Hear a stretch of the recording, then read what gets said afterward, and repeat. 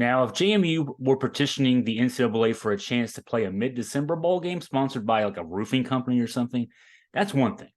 The stakes are now raised with the 9-0 Dukes in position to maybe play in a New Year's Six bowl game. Hey, Chris Graham here, Augusta Free Press.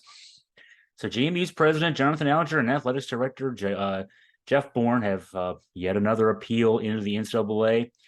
Quote, relief that allows our student athletes to participate in a bowl game as their play is earned is warranted, they wrote in part in the letter to the NCAA. Now, yes, JMU knew the rules when they embarked on their reclassification from FCS to FBS. And while the rules are stupid, football programs, according to the rules that move up, aren't eligible for a bowl for 2 years. They are the rules. But if there's ever a situation that calls for an exception to the rules, this one would appear to be it. JMU is 9-0 overall, 6-0 in the Sun Belt. That's not bad, especially considering the Sun Belt. It's maybe the best non-Power 5 conference right now in college football. Conference roster includes JMU, Coastal Carolina, App State, Troy, all programs you don't want to book if you're a Power 5 looking for an easy win in September. Now, this is JMU on top of an 8-3 finish last year that would have put the Dukes in the Sun Belt championship game if they'd been eligible.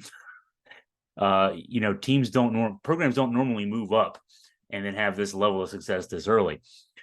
The college football playoff can't even consider JMU for its weekly rankings because of the eligibility issue, but odds are that the Dukes will at least be in the mix for a New Year's Six game if the NCAA will just wisen up.